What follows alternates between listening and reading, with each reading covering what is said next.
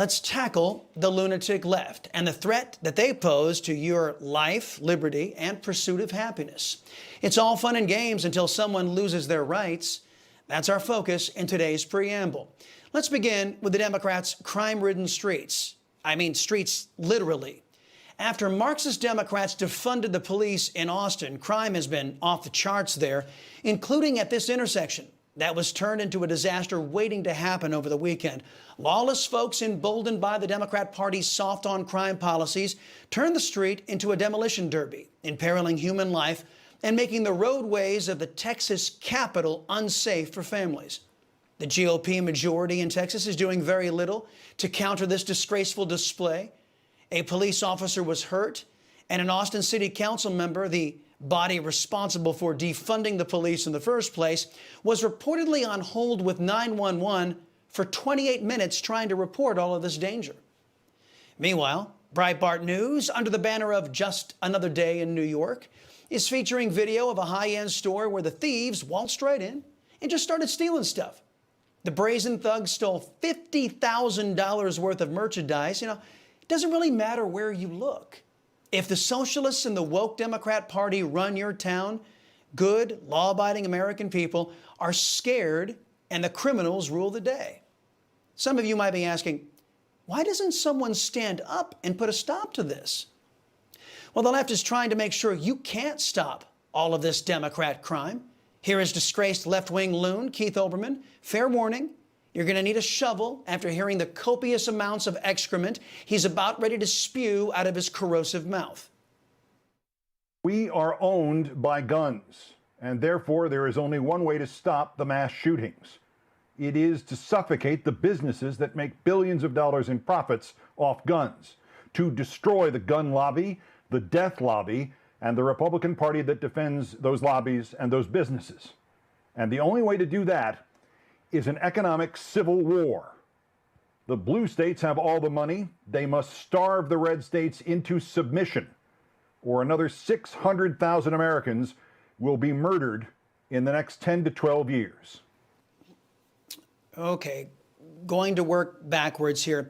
We have no idea where Olberman got his forecast numbers on gun deaths, but likely they could be correct if we continue to follow his left-wing prescriptions. For example, the most recent shooting at the Michigan State University featured a handgun-wielding psychopath that was 100% the fault of those who think just like Keith Olberman does.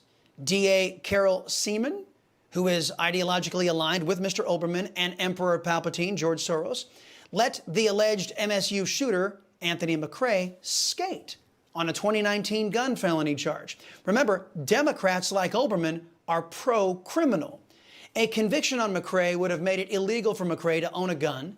Not to mention, he would have likely been in prison at the time of the shooting, preventing fresh blood on left-wing hands. In other words, this nut job was released in the name of equity and went on to terrorize an entire community with a firearm, killing at least 3 people before taking his own life. All because someone was stupid enough to listen to the likes of Keith Olberman. Back before the DOJ and the FBI became threats to our safety, liberty, and prosperity, they compiled and, well, released honest data about gun ownership. The data was clear. In places where the population was armed, criminal activity plummeted. The Wall Street Journal recently marveling at how gun reforms that were temporary after Brazil allegedly went socialist resulted in less crime. As gun ownership skyrocketed among the law-abiding, crime slumped in Brazil. In 3 years under former President Bolsonaro, the homicide rate had fallen to 34%, or by 34% to 18.5 per 100,000. And what about Olberman's call for an economic civil war, a war that will harm hundreds of millions of his fellow Americans, or hundreds of thousands? I'll go with hundreds of millions, actually. How is that left-wingers they get to call for war to do harm to their fellow Americans? And there's no talk of canceling or silencing their voices. Well, that's because we've been raising generations of people who covet censorship of those they politically disagree with, and to believe stupid and crazy left-wingers' precepts like, well, if one is for the rule of law, one is a racist. A pro-Black Lives Matter GovEd teacher in Maryland says, quote, White people, I need you to do better because your opinion on this is at best irrelevant and at worst literally propagating white supremacy, end quote. Her name is Lane Gogdill, and she works at Silver Spring International Middle School in Montgomery County Public School District. This mental midget is also known for intentionally concealing students' gender changes from their parents because the rules simply don't apply to abusive and lawless left-wingers in government. Back in Texas, parental backstabbers in GovEd have been caught on tape bragging how they push the Hate Whitey program, critical race theory, in defiance of Texas law. They boast that they don't have to obey the law because the Texas government lets them do whatever they want because the Texas government refuses to police their out-of-control ISDs while simultaneously refusing to give parents the power of the purse through parental school choice to police these degenerate leftists themselves. One lawless left-winger said, quote, "We do not follow much of like what Abbott is trying to get us to do," end quote. Obviously a speech or English major. Again, many of you might be asking, why doesn't someone do something? For the answer to that question, we look to the great Ronald Reagan. We're at war with the most dangerous enemy that has ever faced mankind in his long climb from the swamp to the stars. And it's been said if we lose that war, and in so doing lose this way of freedom of ours, history will record with the greatest astonishment that those who had the most to lose did the least to prevent its happening. Well, I think it's time we ask ourselves if we still know the freedoms that were intended for us by the Founding Fathers. Have you done all you can?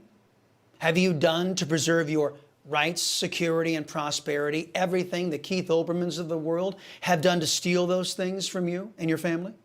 Are you among those who did the least to prevent its happening? Do you think you and your family are worthy of the vision of our Founding Fathers?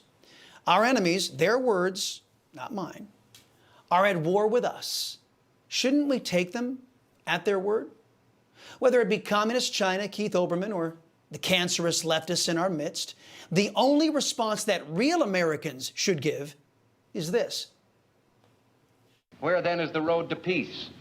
Well, it's a simple answer after all. You and I have the courage to say to our enemies, there is a price we will not pay. There is a point beyond which they must not advance.